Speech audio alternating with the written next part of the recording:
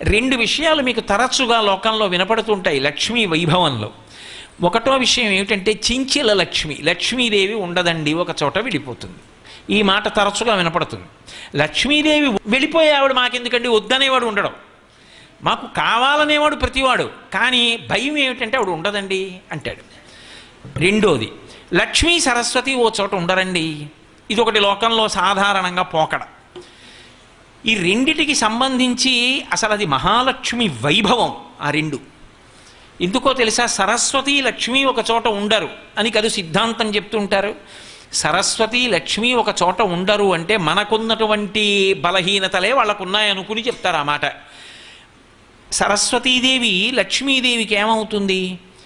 బాహ్యంలో బంధుత్వం చూస్తే కోడలవుతుంది. ఎందుకంటే శ్రీమన్నారాయణుడి నాభికమలంలోంచి బ్రహ్మగారు పుట్టాడు, అందుకని లక్ష్మీదేవి కొడుకు. బ్రహ్మగారి యొక్క ఇల్లాలు సరస్వతీదేవి లక్ష్మీదేవికి ఏమవుతుంది? కోడలు. అత్త కోడలు ఒక్క చోట ఉండడం కుదరదు, దెబ్బలాడుకుంటారు, అందుకని చెప్పి ఓ చోట ఉండరండి అంటారు. కాదు, అలా ఏం ఉండదు. నిజానికి ఎక్కడ సరస్వతి ఉంటుందో అక్కడే లక్ష్మి ఉంటుంది. ఎందుకో తెలుసా? విద్వాన్ సర్వత్ర పూజ్యతే. సరస్వతీ కటాక్షం ఉన్నవాడు ఒక్కచోట కాదు పూజింపబడేది, ఎక్కడికి వెళ్ళినా పూజింపబడతాడు. అసలు నిజానికి పూజార్హత ఎవడిది అంటే సరస్వతీ కటాక్షం ఉన్నవాడిదే. కానీ మరి ఏమంటే కొన్ని చోట్ల చూడండి, ఐశ్వర్యవంతులు పెద్ద పెద్ద అధికారులు వచ్చారనుకోండి, నిజంగా భక్తుడైన వాడు ఎవడుంటాడో, సరస్వతీ కటాక్షం ఉన్నవాడు ఎవరుంటాడో ఆయన కాసేపు పక్కన ఉండండి అని వాళ్ళకి గౌరవాలు ఇస్తారు. మరి అది దోషం కదా, మరి లక్ష్మీ కటాక్షం ముందు సరస్వతీ కటాక్షం చిన్నబుచ్చుకుంది కదా అంటారు. కాదు, సరస్వతి ఎక్కడ ఉందో అక్కడ వినయం ఉంటుంది. సరస్వతి కోడలైతే అత్తగారిని చూసి పక్కకి ఒదిగి నించోదు, అత్తగారికి గౌరవం ఇచ్చి అత్తయ్య గారు మీరు వెళ్ళండి అంత ముందు, అంతేగాని తగుదనమ్మాని కోడల ముందు వెళ్ళి అత్తయ్య గారు రండి మెల్లిగా మీరు అంటుందా? అత్తయ్య గారు మీరు వెళ్ళండి నేను వస్తానంటుంది. అందుకే లోకంలో ఎక్కడైనా డబ్బున్న వాళ్ళు ముందు ఎడతారు, చదువుకున్న వాళ్ళు వెనకెడతారు. ఏమిటి దోషం? కాబట్టి అది సరస్వతీ కటాక్షం లక్ష్మీ కటాక్షం కలిసి నడుస్తున్నాయని మీరు గుర్తుపట్టాలి తప్ప అది లక్ష్మీ వైభవం. అత్తగారు గౌరవాన్ని పొందుతోంది, కోడలు వినయాన్ని చూపిస్తోంది అనుకోవాలి తప్ప అక్కడ అంతా గొప్ప వాళ్ళకే పెద్దపీట వేస్తారండి, సామాన్యుల్ని పట్టించుకోరండి అని పనికిమాలిన సిద్ధాంతాలు చెప్పకూడదు. అది సరస్వతి లక్ష్మి కలిసి జీవించే విధానం. అలా లోకంలో అత్తా కోడళ్ళు కూడా ఉండండి అని అన్యాపదేశంగా చెప్పడం. కాబట్టి అసలు సరస్వతి లక్ష్మి కలిసి ఉండదని ఎవరు చెప్పారు మీకు? అలా ఇకపైన ఎవరైనా చెప్తే నమ్మకండి. రెండు, లక్ష్మి చించిల లక్ష్మి ఒక చోట ఉండదు అంటారు. ఒక చోట ఉండనిది ఆవిడ కాదు, ఆవిడ ఉంటే తట్టుకునే శక్తి మనకుండదు. ఎందుకనో తెలుసా? శంకర భగవత్పాదులు ఈ విషయాన్ని నిర్ధారిస్తారు. మాకురు ధనజన యవ్వన గర్వం హరతి నిమేషత్ కాలసర్వం మాయామయమిదమఖిలం హిత్వా బ్రహ్మపదం త్వం ప్రవిశ విదిత్వా. ఒకానొక నాడు మృష్ణాన్న భోజనం చేశాడు. అన్ని పదార్థాలు శుభ్రంగా అర్ధశేరు బియ్యపు అన్నం తిని బ్రేవుమని తెంచి వెళ్ళి పడుకునేవాడు. అంత అన్నం తిని ఓ మైలు దూరం నడిచి వెళ్ళిపోయేవాడు. చక్కగా ఎంత పని అయినా చేసేవాడు. ఇప్పుడా ఇంత అన్నం తింటాడు. ఏది? ఆవిడ వెళ్ళిపోయింది, వీడికి శక్తి తగ్గిపోయింది. కాలమునందు మెరుపు లక్ష్మి. మెరుపులా అని ఎందుకంటారంటే లక్ష్మీదేవిని అన్ని కాలముల యందు అనుభవించగలిగిన శక్తి నీకుండదు. మీరు చూడండి, శంకర భగవత్పాదులు ఓ మాట అంటారు, యావత్విత్తోపర్జన సక్త స్థావన్ నిజ పరివారో రక్త పశ్చాజ్జీవతి జర్జర దేహే భర్తాకోపిన పృచ్ఛతి గేహే. బాగా డబ్బు సంపాదించాడు ఒక ఆయన, పాపం ధార్మికంగానే సంపాదించాడు. ఆయన వెడుతుంటే పనున్నా లేకపోయినా ఎదురొచ్చి పిలుస్తారు, అయ్యా బాగున్నారా అండి, వరుసలు కలుపుతారు. బాబాయ్ గారు అంటారు, మామయ్య గారు అంటారు, బావగారు అంటారు, అన్నయ్య గారు అంటారు, గురువు గారు అంటారు, మా యజమాని గారు అంటారు, నమస్కారాలు పెడతారు. ఆయనకి వృద్ధాప్యం వచ్చేసింది, పాపం ఉండిపోతాడేమిటి మరి అలాగా? రాదు షడ్వికారాల్లో ఆయన జర్జరీభూతం అయ్యాడు. ఇప్పుడు తిరగలేడు ఆయన. ఆ కొడుకు తిరుగుతున్నాడు. ఇప్పుడు ఆ కొడుకు తిరుగుతుంటే మళ్ళీ ఇప్పుడు అన్నయ్య గారండి, బావగారండి, బాబాయ్ గారండి, పెదనాన్నగారండి ఆయన అంటారు. అయ్యా మీ నాన్నగారు ఎలా ఉన్నారు అని అడిగేవాడు ఉండడు. శుభలే కట్టుకొచ్చి కొడుక్కి ఇచ్చి బాగుండదని నాన్నగారు ఉన్నారంటే లోపల పడుకున్నారండి అంటే లోపలికి వచ్చి ఏదో తాతగారండయో బాబాయ్యో పెద్దనాన్నో ఏదో అని ఏదో మా ఇంట్లో వివాహం ఉంది, మీ అబ్బాయిని తప్పకుండా పంపించండి, పాపం మీరు వస్తే బాగుంటుందని ఉంది, కానీ పెద్దవారు పాపం మీరేం వస్తారులేండి అంటే అడుగుతుంది. రమ్మంటే ఆయన వస్తాడో రాడో తర్వాత విషయం, వార్తాకోపిన పృచ్ఛతి గేహే, ఎవడరా నిన్ను అడిగేవాడు? ఇప్పుడు నాకు చెప్పండి, లక్ష్మి లేక భోగం పోయిందా, లక్ష్మి ఉండి నీకు లోకమునకు ఉండేటటువంటి ప్రవృత్తి చేత నీ శరీరం వరకు పటుత్వం పోవడం చేత పోయిందా? పటుత్వం పోకుండా ఎలా ఉంటావు? ఇది మత్స్యలోకం, విపరిణీయతే, మారిపోతుందంతే శరీరం. అది అన్నీ అనుభవించడానికి ఎప్పుడు ఉండిపోతుంది ఏంటి? ఎప్పుడూ ఉండదు. నేను మేడ కట్టాను అనుకోండి, అది నాదే అంటాను. ఓ 25 ఏళ్ల తర్వాత 20 ఏళ్ల తర్వాత మా అబ్బాయి వచ్చి నించుని నాదే అంటాడు. నాదే అన్నప్పుడు అది అలాగే ఉంటుంది. పిచ్చాడా, నీదే, నీకు ముందు ఉన్నాను, ఇప్పుడు ఉన్నాను, నువ్వు వెళ్ళిపోయాక మీ అబ్బాయి అన్నా ఇలాగే ఉంటాను అంటాడు. నాదే అని నేను మోహం పెంచుకున్నాను, అది అలాగే ఉంటుంది. మా అబ్బాయి వచ్చి నాదే అన్నా అలాగే ఉంటుంది.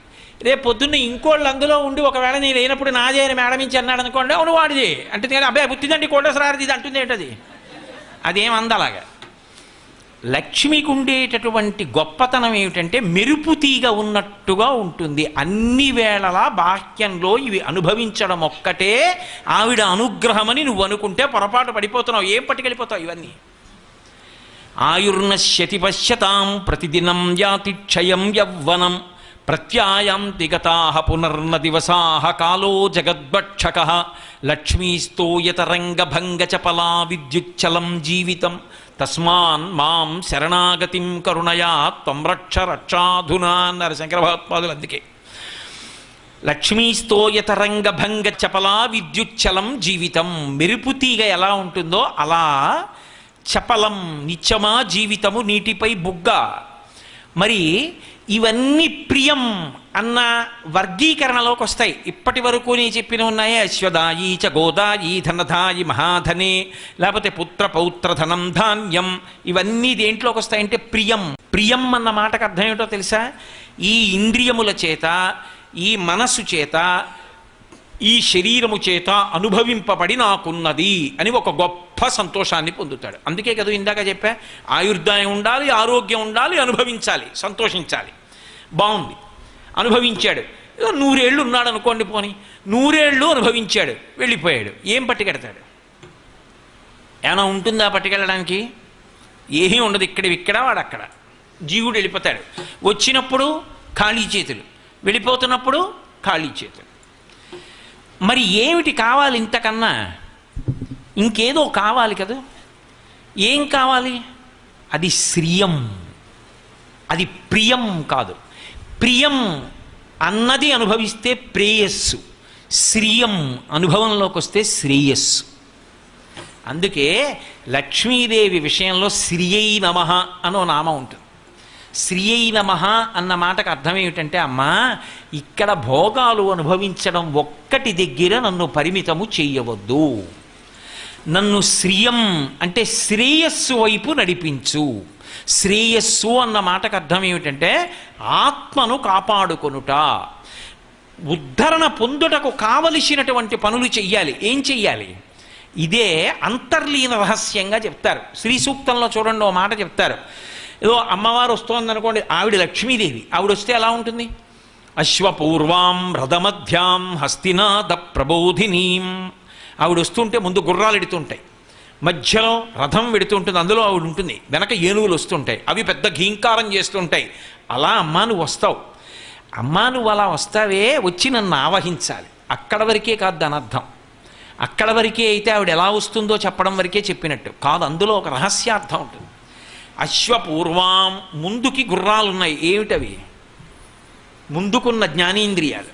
ఈ కన్ను ముందుకు చూస్తుంది, ఈ చెవి బయట నుంచి వచ్చినవి వింటుంది, ఈ ముక్కు బయట నుంచి వచ్చింది వాసన చూస్తుంది, నాలుక బయట నుంచి వచ్చింది రుచి చూస్తుంది, చర్మం బయట నుంచి వచ్చింది రుచి చెప్తుంది. ఎన్నాళ్ళు?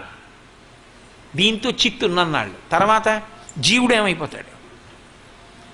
అశ్వపూర్వాం, ఇంద్రియములు ముందుకున్నాయి. రథమధ్యాం, జీవుడు ఇందులో ఈ శరీరం అన్న రథంలో ఉన్నాడు.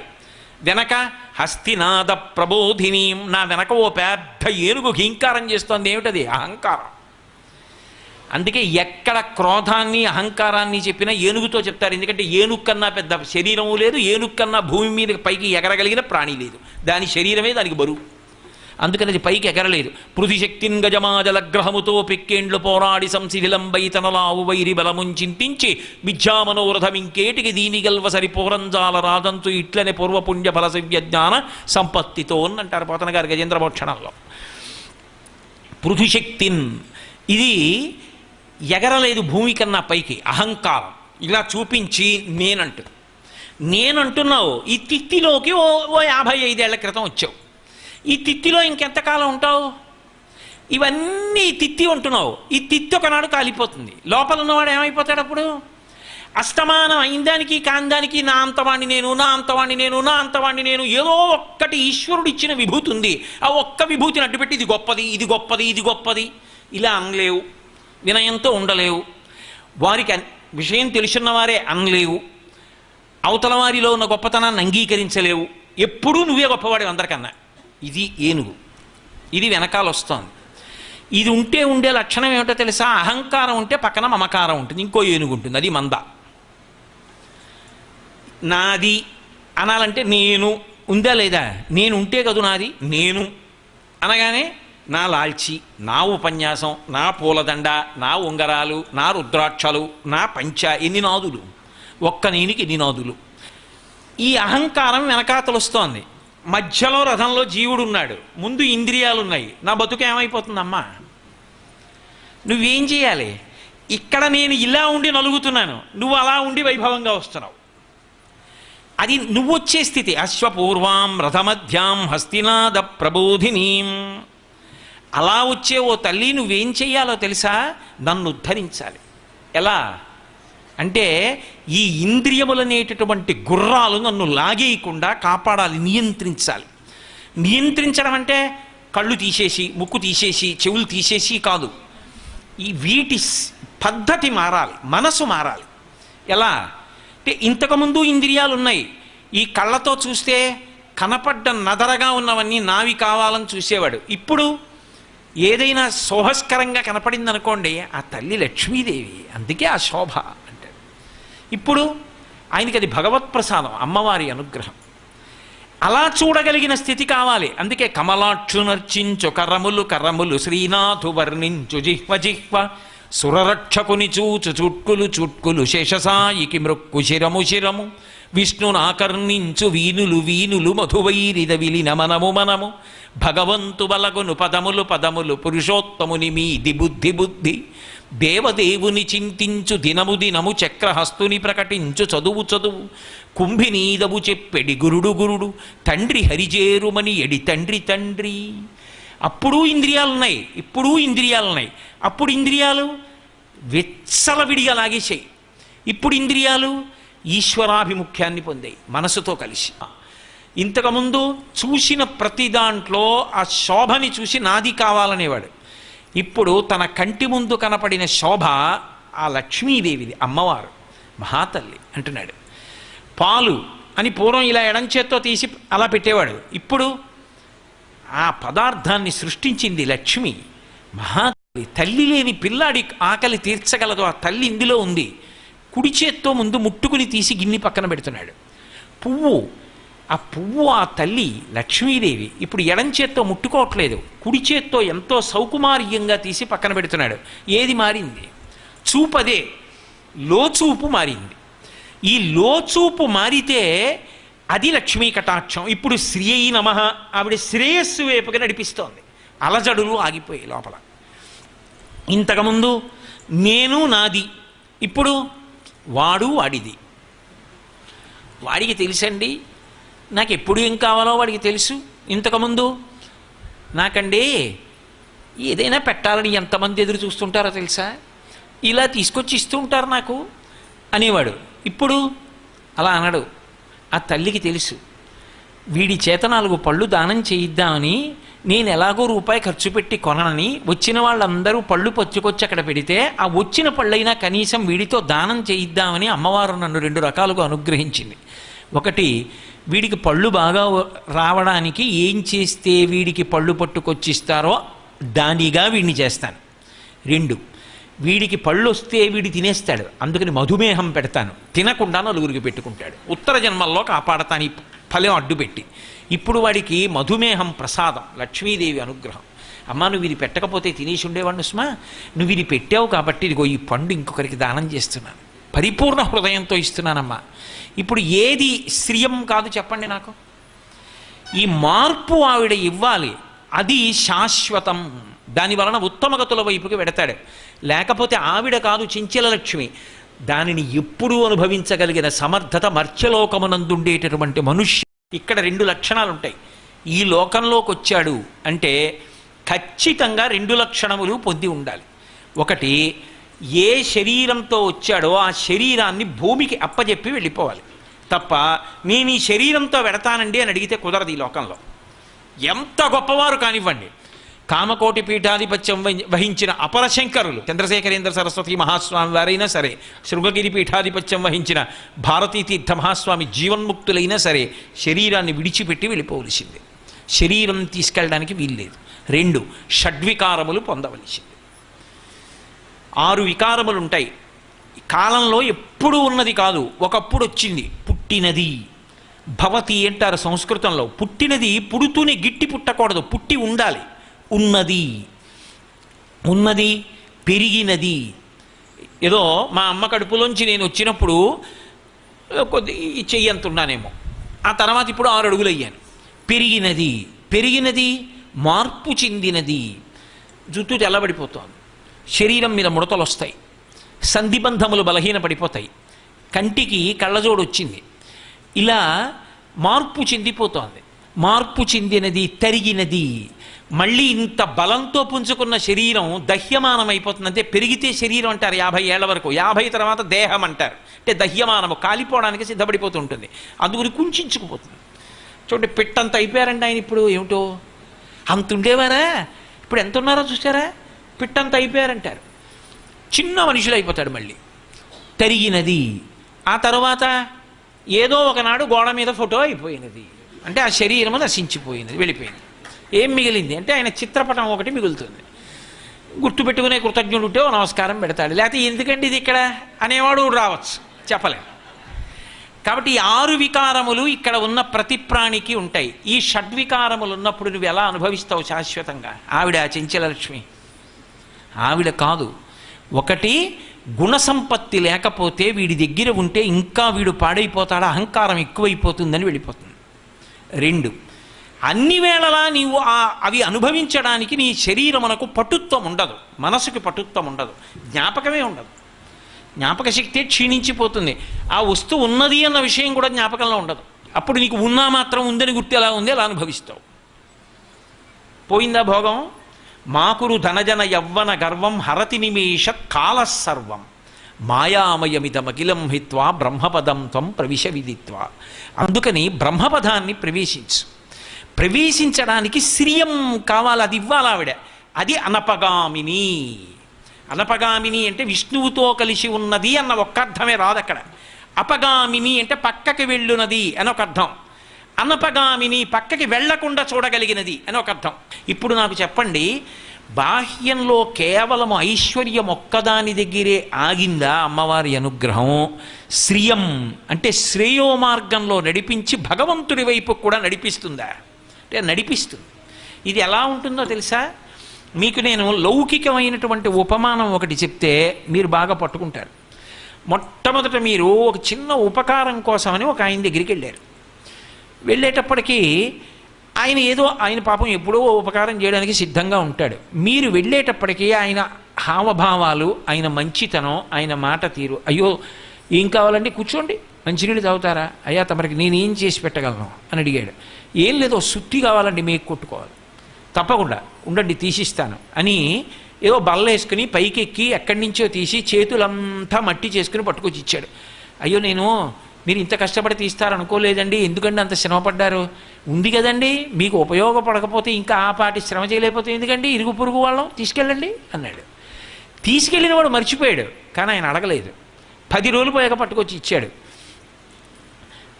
జ్ఞాపకం చేయపోయారండి, ఇచ్చేద్దును అన్నాడు. ఎందుకండి మీరే ఇస్తారు ఎప్పుడు ఒకప్పుడు, దానికి మళ్ళీ వచ్చి ఇంతోటిది జ్ఞాపకం చేయాలా అన్నాడు. అక్కడ మొదలైంది.